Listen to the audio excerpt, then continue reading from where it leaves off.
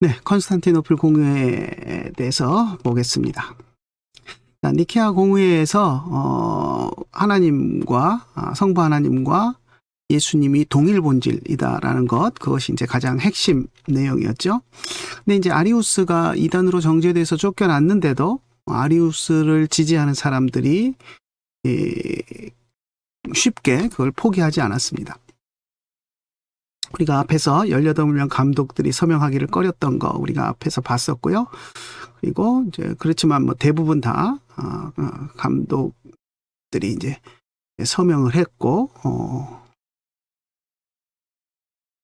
니코메디아 유세비우스가 이제 마음이 내키지 않았지만 어쩔 수 없이 이제 서명을 했고요. 그런데 결국 몇 달 지나지 않아서 자신의 서명을 철회한다고 공식 발표를 합니다. 그래서 이제 결국 감독 자격을 박탈당하고 이제 쫓겨났고요. 그리고 이제 니코메디아 유세비우스가 이제 아리우스를 복직시키기 위해서, 그러니까 뭐랄까, 아리우스 사상을 옹호한다기보다는 아리우스를 평화적인 그런 방법의 평화주의자로서 이제 교회가 하나 되기를 원한다라는 어떤 그런 제스처로 이제 황제의 마음을 움직여서 이제 복직을 탄원을 했습니다. 그래서 결국 이제 그것이 여러 가지 이제 뭐 정치적인 것들과 얽혀서 이제 아리우스가 이제 복직이 되는데요. 아리우스가 복직이 되면서 오히려 아리우스 복직을 반대하던 아타나시우스가 이제 오히려 유배가게 되는 그런 상황이 됩니다. 사실 아타나시우스라는 사람은 니케아 공의회 때 감독은 아니었지만 감독이었던 알렉산더의 비서관 형태로 이제 따라갔다가 니케아 공의회의 결과물이 나오는데 아주 중요한 역할을 했던 사람입니다. 그런데 이제 시간이 흘러서 그가 알렉산드리아 감독이 되었을 때 아리우스가 이제 복직이 되게 되니까 그것을 반대하다가 결국 교회의 화합을 해친다라는 이유로 감독직에서 이제 쫓겨나고 그리고 유배가 되었던 그런 상황이 되었습니다. 뭐 아타나시우스뿐만 아니라 이제 한 사람 한 사람 니케아 회의를 주도했던 사람들이 이제 위기를 당하게 되는데요. 니코메디아의 유세비우스가 이제 치밀하게 전략을 짜서 이제 니케아 신앙 고백을 주도했던 사람들을 하나씩 이제 어떻게 보면 제거시켜 나가게 되는데요. 안디옥의 유스타티우스, 그 다음에 앙키라의 마르켈리우스, 이런 사람들, 그리고 아타나시우스까지. 아스타나시우스는 이제 뭐 그 뒤로 여러 차례 이제 유배 가게 되고 다시 돌아왔다가 또 유배 가게 되고 하는 그런 어려운 상황들을 만나게 됩니다. 컨스탄티누스 황제가 이제 세상을 떠나고요. 그리고 나서 컨스탄티누스 황제가 다스리던 로마 제국이 그 세 아들들에 의해서 이제 다 분할돼서 다스려지게 됩니다. 맏형이었던 컨스탄티누스 2세가 이제 이쪽 오늘날의 그 스페인, 그리고 프랑스, 독일, 영국 이쪽을 이제 다스렸고요. 그리고 막내 컨스탄스가 로마를 비롯한 북아프리카 지역, 그리고 둘째 컨스탄티우스가 동방 쪽을 다스렸습니다. 그런데 이제 이런 이제 혼란이라고 해야 되나? 이제 정치적인 그런 변화에 의해서 그때 이제 사면을 받게 되는데요. 컨스탄티누스 황제가 임종 직전에 아타나시우스를 사면을 합니다. 그래서 이제 돌아오게 되는데, 고향에 돌아와서 이제 알렉산드리아 장로들을 또 모아놓고 그는 이제 회의를 개최했는데, 그때 이제 아타나시우스 복귀를 환영하면서 이제 그를 알렉산드리아 감독으로 추대를 했고요. 그리고 이전의 감독이었던 아리우스파의 해당하는 피스투스에 대한 충성 서약을 다 철회를 합니다. 그러니까 이제 알렉산드리아 지역이 아리우스파에서 이제 아타나시우스의 복귀로 인해서 그쪽으로 아타나시우스 쪽으로 이제 확 기울어 버린 거죠.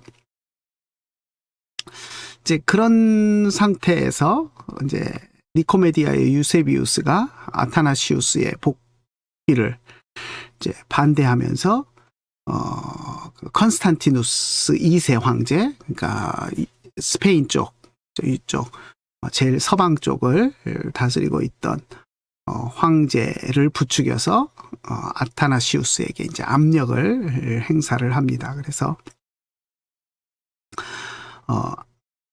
아타나시우스를 파면하고 이제 새로운 인물을 알렉산드리아의 감독으로 이제 추대를 하는데요. 그러니까 이제 아타나시우스가 로마로 피신을 했고요. 로마 감독 율리우스의 보호를 받고, 그리고 이제 로마 지역을 다스리던 막내 형제 중에 막내였던 컨스탄스의 이제 보호를 받게 됩니다. 그걸 못마땅하게 여긴 컨스탄티누스 2세가 이제 군사를 이끌고 컨스탄스가 다스리던 쪽으로 이제 침공을 하게 되고요. 그런데 결국 그 전쟁에서 컨스탄스가 승리를 하고 컨스탄티누스 2세가 이제 사망을 하게 됩니다.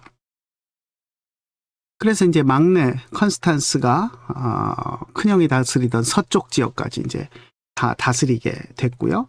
그리고 나서 로마 감독이 이 문제를, 아타나시우스의 문제를 해결하기 위해서 이제 교회 회의를 소집을 하는데, 그래서 아타나시우스의 파면이 부당하다라고 이제 로마 교회에서 모인 그 회의에서 이제 결의를 하고요. 그리고 그것뿐만 아니라 이전에 파면되고 정제되었던 그 니케아 파들을 다 복직을 시킵니다. 마르켈루스나 이런 사람들을 이제 다 복직을 시키는데요. 이런 상황에서 동방에서는 안디옥 신조가 등장을 합니다.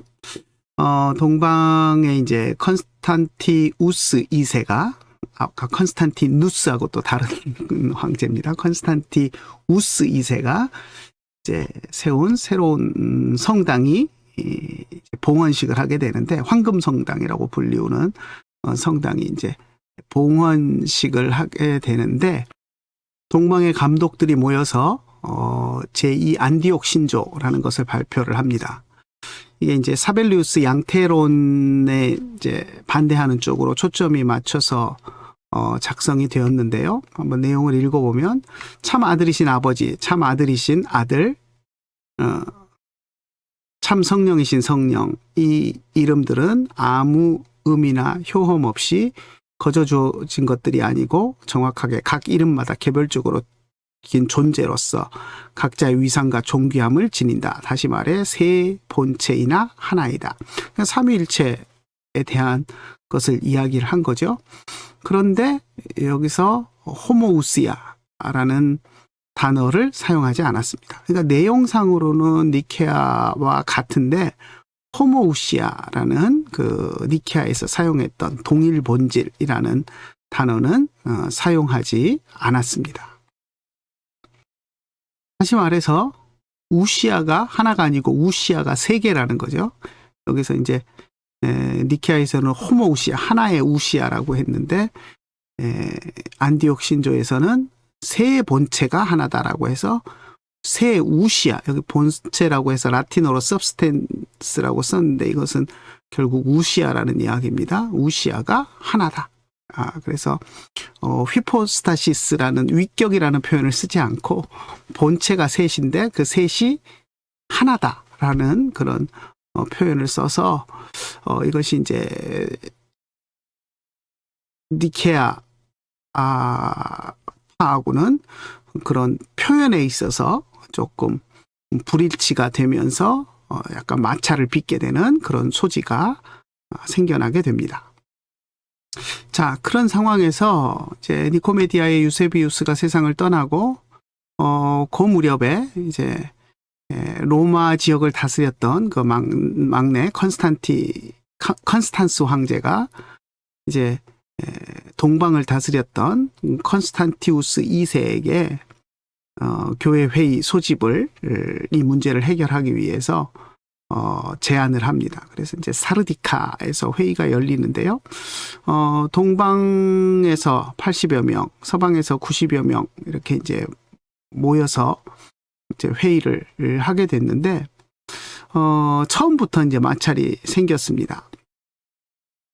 동방교회 감독들이 지금 아타나시우스와 마르켈루스를 비롯해서 몇몇 사람들의 총대 자격을 문제 삼았습니다. 지금 아타나시우스 같은 경우는 알렉산드리아에서 어떻게 보면 쫓겨나서 지금 로마로 도망가 있는 상태잖아요. 그러다 보니까 감독 자격이 없는데 아타나시우스가 이제 지금 총대로서 회의에 참석하고 있으니까 그건 문제다.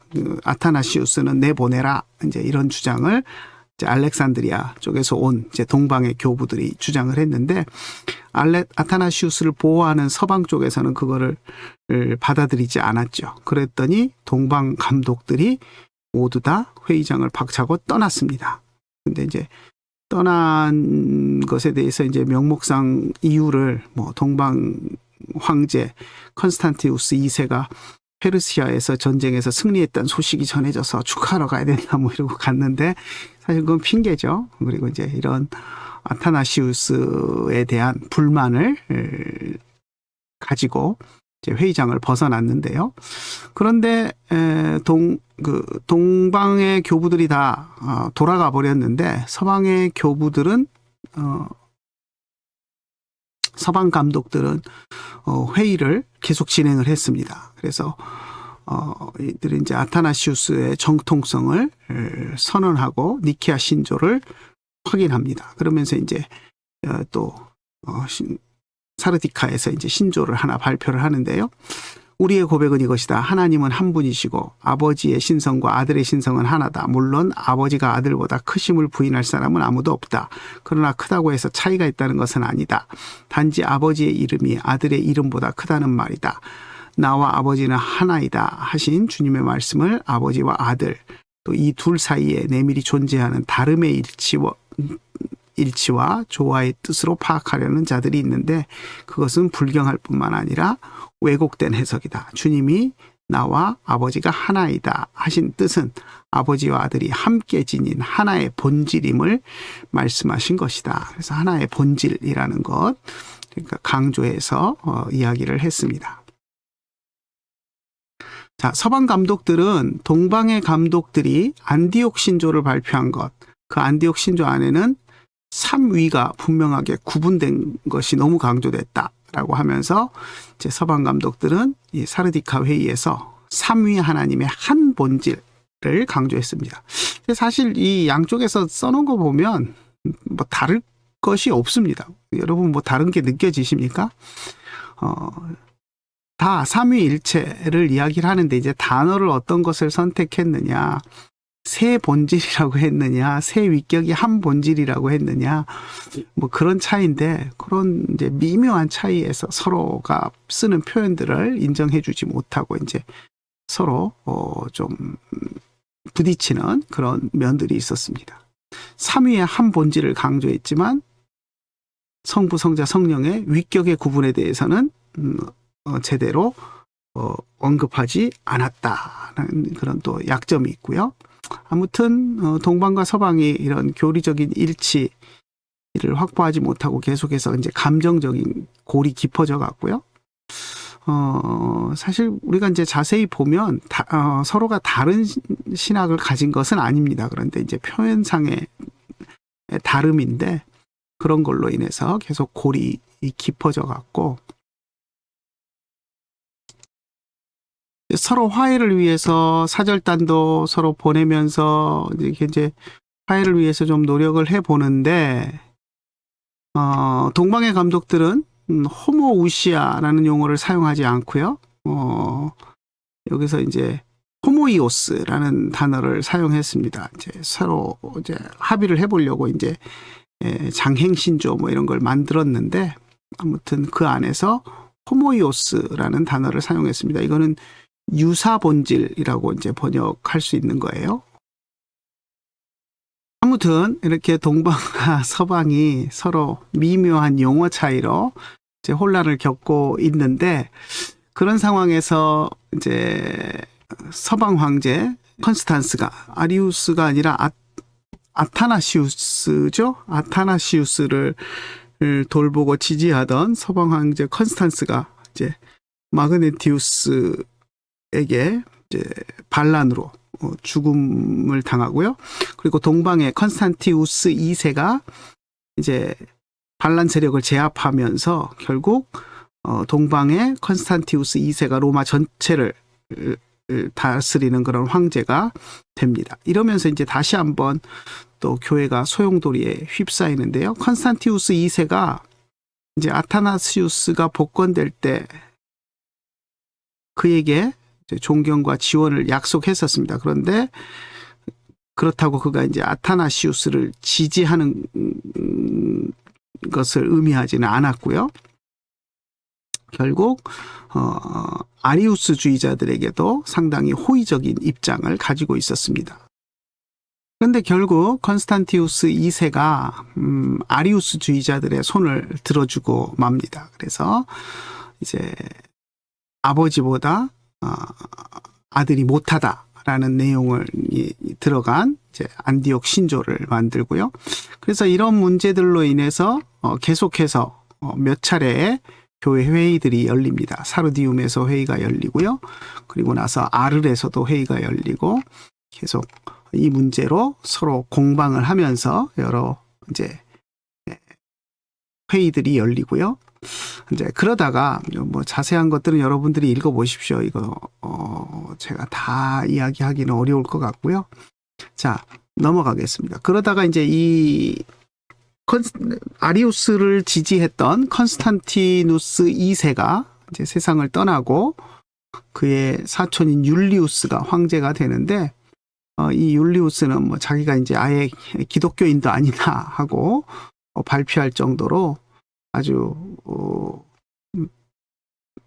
도발적인 사람이었습니다. 컨스탄티누스 황제 이후에 그래도 계속 황제들이 스스로 기독교인임을 자처하고 교회를 도우려고 하는 그런 입장이었는데, 이 율리우스는 아예 자기는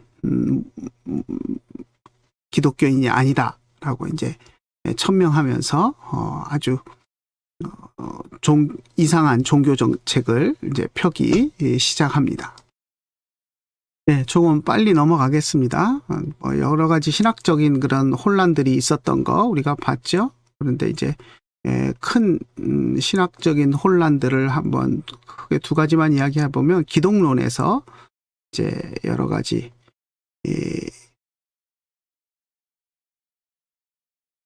예수님은 육신을 입었을 뿐이다라고 이제 주장하는 그런 아폴로나리우스의 그런 이단도적인 그런 사상들도 나타났고요. 그 다음에 이제 성령에 대한 논란. 그 전까지는 이제 성령에 대한 논란이 별로 없었는데, 이제 성령에 대한 다양한 견해들이 또 등장을 하게 됩니다. 그래서 이런 문제들을 이제 해결해야 할 그런 문제들로 등장을 했고요. 자세한 것들은 좀 읽어보십시오.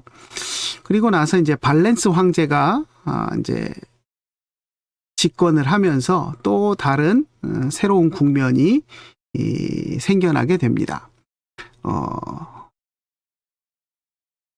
좀 읽어보시고요. 그래서 이제 이런 문제들을 해결하기 위해서 컨스탄티노플 공회가 열리는데요. 자세한 내용들은 여러분들이 좀 읽어보시고 크게 중요하지 않으니까 대략 그냥 넘어가셔도 됩니다. 컨스탄티노플 공회만 좀 우리가 자세히 봅시다. 왜냐하면 뒤에 부분들도 우리가 또 해야 될 것이 있으니까. 데오도시우스 1세가 이제 황제가 되었고, 그리고 이제 새로운 제국 안에서 질서를 바로잡기 위해서 컨스탄티노플 공회를 소집했습니다. 그동안에 있었던 교회 안에서의 혼란을 좀 잠재우기 위해서. 이제 데오도시우스 1세는 신실한 그런 황제였습니다. 그래서 교회 문제를 해결하기를 스스로 원했고, 그리고 이제 적극적으로 개입해서 컨스탄티노플 공회를 이제 소집을 했고요. 회의의 의장을 맡았던 멜레티우스가 이제 갑자기 쓰러지면서 이제 의장을 누가 하느냐 문제를 가지고 좀 분란이 좀 있었는데, 뭐 그냥 결국은 이제 의장직을 새로운 사람, 여기 보면 넥타리우스라는 사람, 고위 법률관이었던 넥타리우스를 데오도시우스 황제가 이제 임명을 했고요. 근데 더 재밌는 것은 이 넥타리우스가 아직 세례받지 않은 사람이었어 가지고, 그러니까 그 밀라노의 암브로시우스처럼 행정관이었는데 감독이 된 것처럼 이 사람도 법률관이었는데 의장으로 추대되면서 교회 회의에 의장을 하려니까 세례받지 않은 사람이 의장을 할 수가 없잖아요. 그러니까 이제 갑자기 세례를 받고 의장직을 감당하게 되는 그런 어떻게 보면 좀 코미디 같은 일이 발생을 했고요. 그리고 사실 이것도 니케아 회의에서 세례받은 지 얼마 안 되는 사람은 감독직을 할 수 없다 하는 그런 결의를 했었는데, 그 결의를 어긴 거죠, 사실은. 그런데 이제 그것에 대해서 문제를 제기한 사람이 없어서 그냥 뭐 무야무야 넘어가기는 했는데, 아마도 이 넥타리우스가 이제 의장을 해서 잘 회의를 진행하기를 바라는 마음들이 컸던 것 같아요. 그런 것들을 묵인하고 이제 받아준 것을 보면. 그래서 이 넥타리우스가 이 컨스탄티노플 공회를 잘 이끌었고요. 그래서 이제 오늘날 우리들이 가지고 있는 니케아 신조라고 불리우는 정확한 명칭은 니케아 컨스탄티노플 신조입니다. 니케아에서 니케아 신조를 만들었던 것을 컨스탄티노플 회의에서 수정한 것. 그래서 이제 수정해서 다시 공인한 것이 니케아 컨스탄티노플 신조인데, 이것이 이제 오늘날 우리가 그냥 니케아 신조라고 부를 때는 이것을 이야기합니다. 역사 속에서 이제 두 개를 구분할 때는 니케아에서 한 것이 니케아 신조고, 컨스탄티노플에서 만든 것은 니케아 컨스탄티노플 신조라고 이야기하는데, 그냥 오늘날 우리가 뭐 사도신경으로 신앙 고백합시다, 니케아 신경을 합시다 할 때는 그 니케아 신경은 처음에 니케아 회의에서 만들어진 그것이 아니고 컨스탄티노플에서 수정된 그것을 우리가 니케아 신조라고 그냥 일반적으로 부릅니다. 그래서 여기 이제 제가 번역한 것을 올려놨는데, 이 까맣게 진하게 된 것이 컨스탄티노플 신경에서 추가된 겁니다. 그냥 정상적인 폰트는 니케아 공의회 때 만든 거고요. 검정색으로 된 것이 진하게 된 것이 볼드체로 된 것이 이제 컨스탄티노플 공회에서 추가된 것입니다. 한번 볼까요? 우리는 아버지여 창조주이신 한 분 하나님을 믿습니다. 이거는 니케아 공회 때 했던 거죠. 근데 거기다가 그는 하늘과 땅의 창조자시고 라는 문구를 하나 더 넣습니다. 그리고 한 분 주 예수 그리스도를 믿습니다. 하나님의 아들 독생자였습니다. 이거는 앞에서 봤던 거죠. 근데 여기 이제 진한 글씨로 돼 있는 거, 만세 이전에 아버지에게서 나신 분입니다. 라고 한 것. 이것을 이제 하나 더 넣었고요. 그러니까 아버지에게서 나신 분이라는 것은 있었는데 만세 이전에 라는 표현을 더 넣었습니다. 빛에서 나온 빛, 참 하나님에게서 나온 하나님. 이건 다 아까 니케아 신조에 있었죠. 아버지와 동일 본질이신 분, 그리고 그를 통하여 만물이 지음을 받았습니다 라고 했던 거 그대로고요. 그다음에 여기 보면 이제 또 검정색으로 진한 글씨로 돼 있는데, 우리를 구원하기 위하여 하늘로부터 오셨다라는 것을 넣었고요. 거룩한 성령과 동정녀 마리아로부터 태어나셨다라는 것을 넣었습니다. 그리고 우리를 위해 본디오 빌라도에 의해 십자가에 달리셨고 고난받으시고 장사되셨고 성경대로 3일 만에 부활하셨고 아버지 오른편에 앉으셨습니다 하는 이런 내용들이 조금씩 추가된 것을 보게 되고요. 그리고 그는 영광과 함께 다시 오실 것이다. 그리고 산자와 죽은 자를 심판하실 것이다. 그의 왕국은 끝이 없습니다. 그리고 이제 성령에 대해서 좀 많이 추가가 됐어요. 앞에 니케아에서는 우리도는 성령을 믿습니다. 요거 한 줄밖에 없었죠. 그런데 여기다가 거룩하신 분, 주님이요 생명을 주시는 분, 아버지로부터 나오시는 분,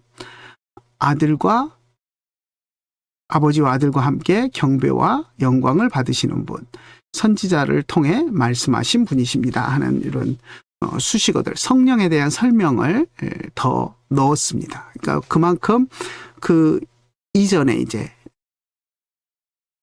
최근에 성령에 대한 그런 신학들이 다양한 논쟁들이 나타나면서 그것들을 이제 정리해야 될 필요가 있어서 이제 그런 성령에 대한 문구들을 더 넣었습니다. 자, 그런데 이제 우리가 한 가지 여기서 이제 더 좀 신경 써서 보아야 할 것이 성령의 출처. 그러니까 이제 우리가 이제 성자 같은 경우는 아버지로부터 나셨다 이런 표현을 쓰잖아요. 근데 성령에 대해서도 아버지로부터 나오신 분이라고까지만 지금 이야기를 해놨습니다.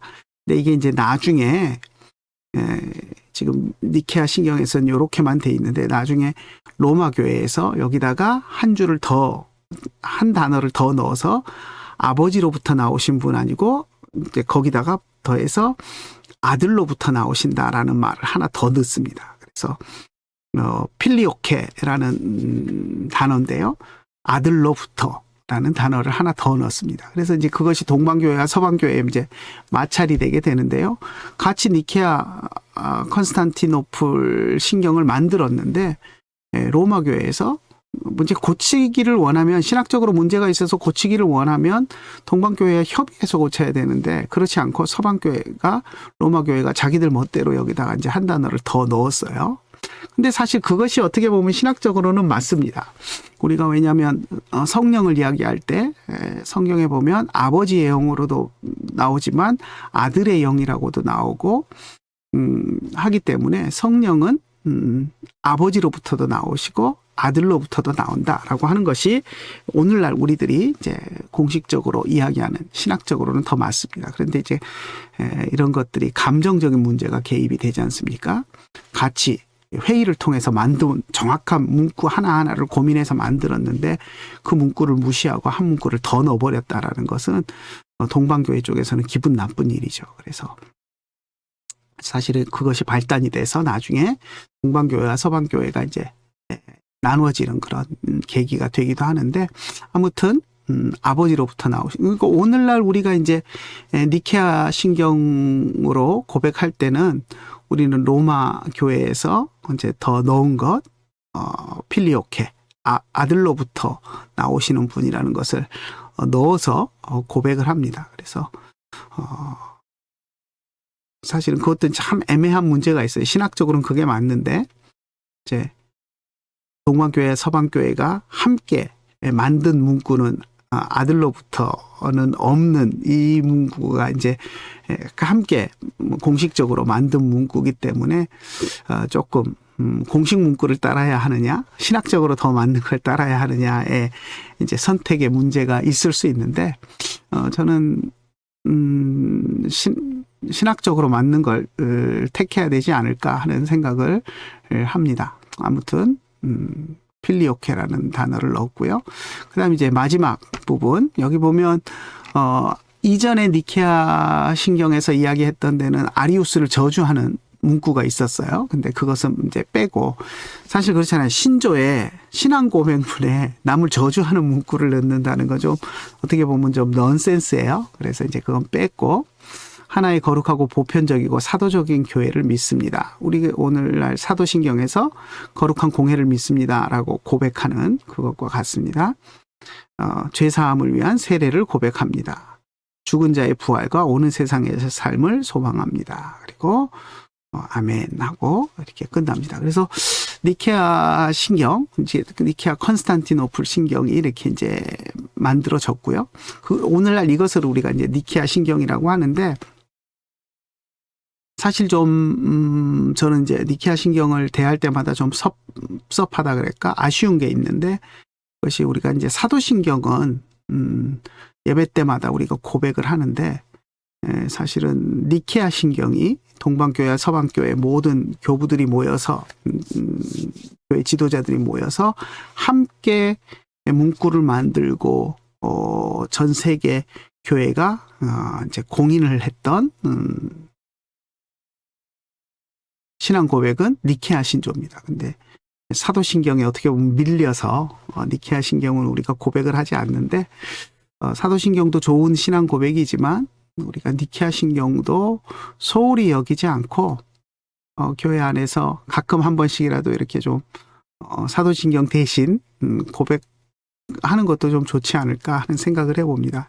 제가 이제 칼빈에서 THM 할 때 보면 그 고신 총장님 하셨던 황창기 교수님 오셔서 이제 가끔 새벽 예배 인도해 주시고 이제 방문하러 자주 오셨는데, 새벽 예배 인도해 주실 때 보면 그 신앙 고백을 니케아 신경으로 하자라고 해서 이제 본인이 번역하신 것 나눠주면서 니케아 신경으로 신앙 고백 같이 하자고 해서 이제 했던 그 기억이 있는데, 상당히 고무적이고 좋았던 것 같습니다. 그래서 이제 물론 이제 이런 걸 하려면 성도들에게 교육을 먼저 해야 돼요. 니케아 신경이 무엇이다라는 걸 먼저 가르치고, 그리고 나서 이제 이것으로 한번 신앙 고백을 해보자라고 이제 해야지, 전혀 교육도 안 된 상태에서 느닷없이 사도신경 대신 니케아 신경으로 갈아치기 해서 예배 시간에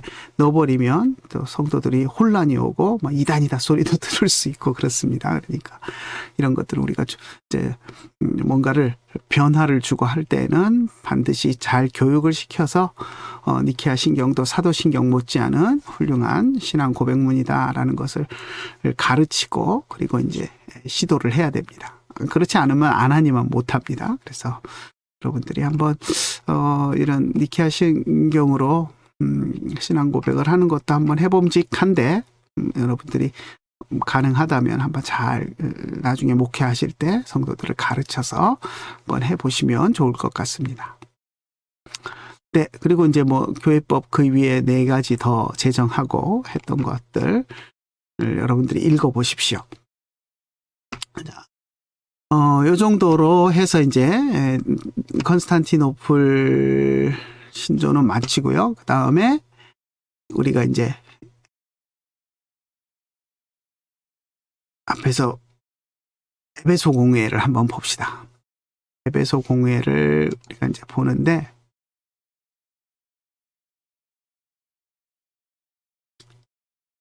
자, 에베소 공회는 발단이 마리아의 호칭 때문에 생겨났습니다.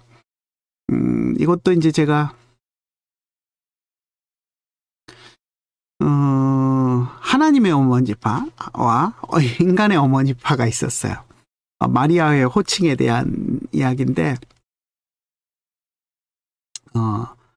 예수님의 신성을 강조하는 쪽은 마리아를 부를 때 예수님이 신이시니까 신의 어머니라고 불러야 된다. 하나님의 어머니라고 불러야 된다. 테오토코스인데요. 테오가 하나님이고 토코스는 어머니, 잉태한 자 뭐 이런 뜻입니다. 안트로포스는 인간이죠. 토코스 잉태한 자, 인간을 잉태한 자. 그러니까 마리아를 부를 때 예수님의 신성을 강조한 쪽은 예수님이 하나님이시니까 마리아는 하나님을 낳은 어머니다. 그래서 하나님의 어머니 이렇게 불렀고요. 인간의 어머니라고 부른 쪽은 예수님의 인성을 강조해서 예수님은 완전한 인간이 되어 오셨으니까 마리아를 부를 때 인간의 어머니라고 불러야 된다라고 주장을 했습니다. 이게 이제 테오토코스라고 부른 건 알렉산드리아 쪽 전통이고요. 안트로토코스, 인간의 어머니라고 부른 것은 안디옥 쪽 전통입니다. 그런데 이제 두 지역이 이제 알렉산드리아는 아리우스 이단이 등장을 했었지 않습니까? 예수님을 하나님으로 보지 않는, 하나님보다 좀 못한 존재로 보는 그 이단이 생겨났다 보니까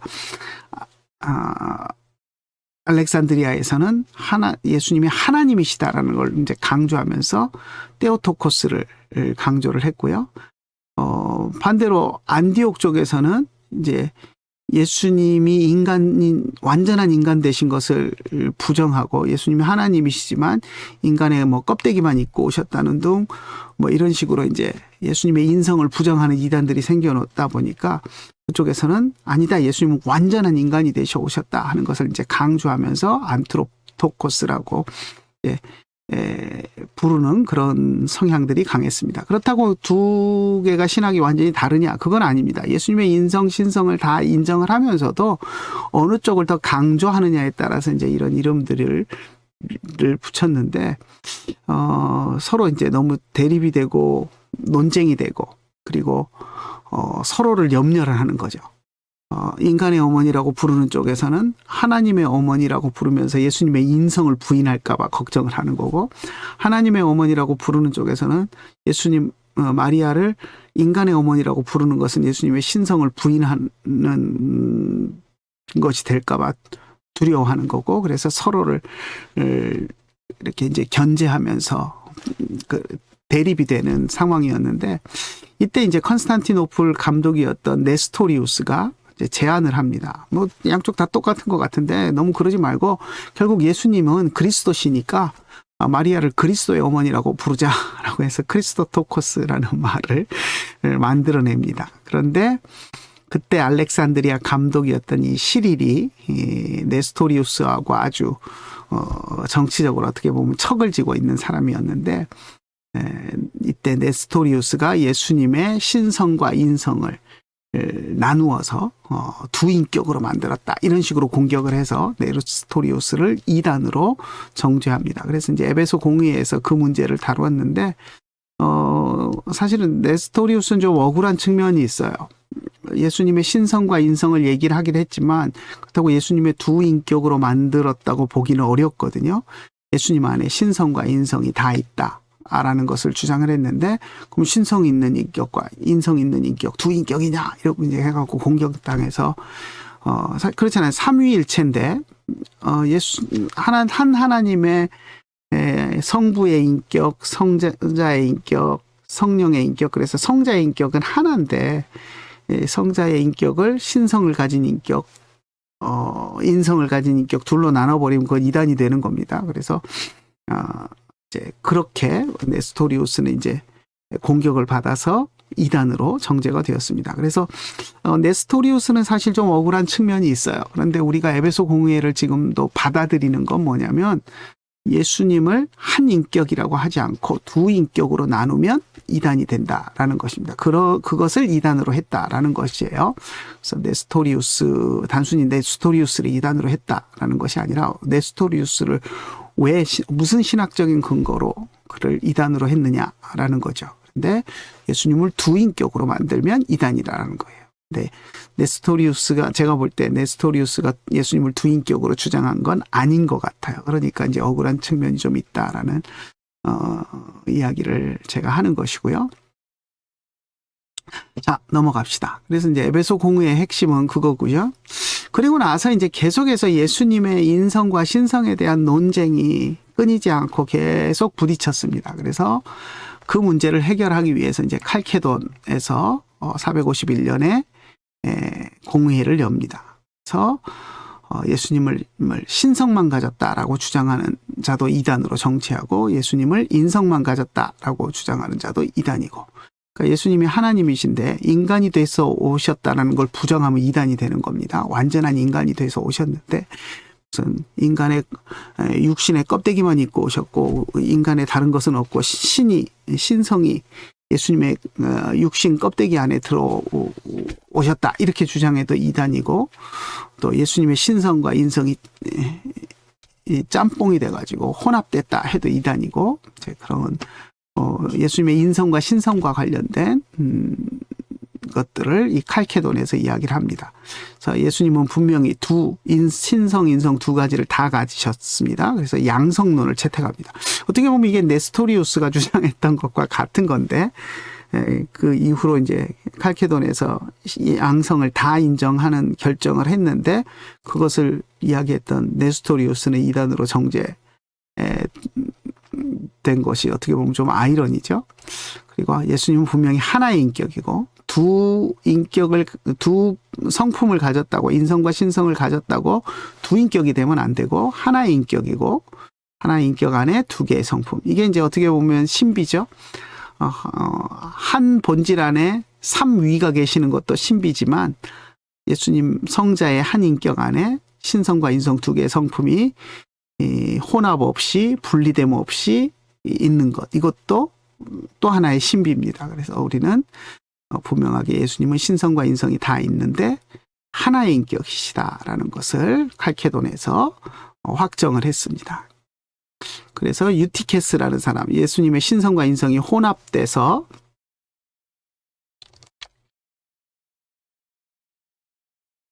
제3의 성품을 가진다.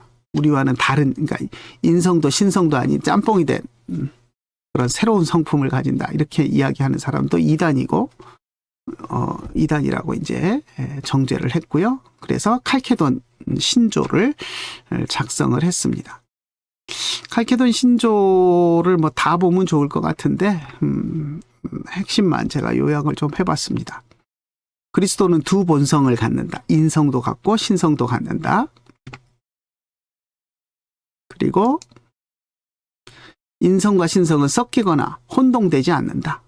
분명히 독립된 인성과 신성이 있다는 거고요. 인성이 신성의 영향을 받아서 변한다고 해도 안 되고, 신성도 인성 때문에 변한다라고 해서는 안 된다는 겁니다. 절대 인성과 신성이 서로 영향을 줘서 변질되게 만드는 요소가 없다는 거고요. 신성과 인격이 신성과 인성이 두 개의 인격으로 분리되지 않는다라는 것. 그것이 이제 칼케돈 신조에서 했던 것입니다. 자, 그리고 얼른 넘어갑시다. 그 다음에 이제 어떻게 보면 초대교회 마지막 공의회라고 할 수 있는 제2차 컨스탄티노플 공의회 553년에 열린 회의는 그동안 회의를 통해서 결정했던 것들 재확인하는 정도의 수준이었습니다. 아리우스 2단, 네스토리우스 2단, 네스토리우스가 좀 억울한 측면이 있는 것 같지만 여전히 네스토리우스는 두 인격을 주장했다라는 명목으로 2단, 유티케스는 인성과 신성을 혼합했다라는 명목으로 2단. 그렇죠? 아리우스는 예수님의 신성을 부정해서 2단, 그래서 이제 2단이 된 것들. 그리고 제3차 컨스탄티노플 공의회는 이제 중세로 넘어가서죠. 여기서 예수님의 단의론을 2단으로 정죄합니다. 단의론이라는 건 뭐냐면 예수님의 의지가 하나다. 신으로서의 의지, 그러니까 양성론하고 비슷한 거죠. 양성론처럼 양의론이 돼야 되는데 단의론, 예수님의 의지가 하나밖에 없다라고 하는 것은 이단이라는 겁니다. 예수님은 신성과 인성이 있기 때문에 신의 의지, 또 예수님 안에 있는 인성의 의지, 이제 두 의지가 있는데 예수님이 하나의 의지만 가졌다라고 하는 것은 하나의 성품을 부정하는 형태다라고 해서 2단으로 정죄를 한 겁니다. 자, 이제 7번. 그다음에 제2차 니케아 공의회가 787년에 열렸는데요. 교회 안에서 성상의 문제를 이야기를 했습니다. 그래서 성상, 성화 이런 거 말이죠. 동상으로 만들어 놓는 거, 그림으로 그려 놓는 거, 이런 것들을 허용하는 결정을 했습니다. 그리고 교회 안에 있는 동상, 또 성화 이런 거 파괴하지 말아라. 우리 종교개혁 때 많이 파괴했지 않습니까? 근데 이제 니케아 공의회 때 2차 니케아 공의회에서는 그런 것들을 파괴하지 말아라라는 결정을 했습니다. 그래서 오늘날 이제 종교개혁 전통을 소중하게 여기는 사람들은 이 7차 에큐메니칼 공의회인 제 2차 니케아 공의회 니케아에서 열린 두 번째 공회라는 의미입니다. 여기서 결정한 성상 사용의 문제는 잘못된 것이다. 종교개혁 정신과 어긋난다. 이런 주장들을 해요.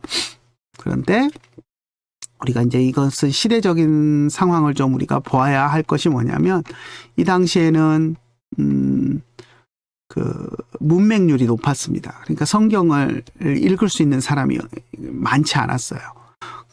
거의 뭐 없었다고 봐야 되죠. 그러니까 성경 이야기를 들려주고 어떤 신학적인 내용을 기억하게 하기 위해서 그림과 성상을 사용을 했습니다.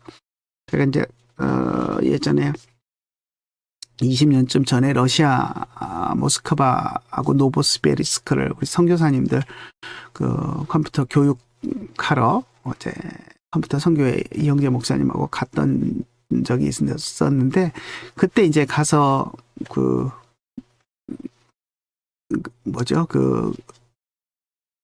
러시아 정교회 예배당 안에 들어가 봤더니 벽면에 이제 온갖 성화들이 걸려 있는데, 거기에 보면 이제 예수님 초상을 걸어놔도 이제 손 모양이나 이런 것들이 다 달라요. 뭐 어떤 것은 이렇게 하고 있는 것도 있고, 뭐 이렇게 하고 있는 것도 있고, 손 모양이 다 다른데 그 손 모양마다 다 어떤 의미가 있답니다. 그래서 뭐 삼위일체를 표현하는 것도 있고, 뭐 여러 가지 이제 손가락 모양새 이런 것들, 예수님의 자세 이런 것들에 따라서 거기에 이제 신학적인 내용을 담고 있어서 그것을 이제 보면서 그 내용을 알 수 있고, 또 성경 장면들 이런 거 이제 그려놓은 것들을 통해서 성경 이야기를 기억할 수 있도록 하고, 이제 그런 효과들이 분명히 있다라는 이야기를 제가 들었었습니다. 그래서 이 시대에는 글자를 모르는 사람들이 많았고, 그래서 성경 이야기나 신학적인 내용들을 기억할 수 있도록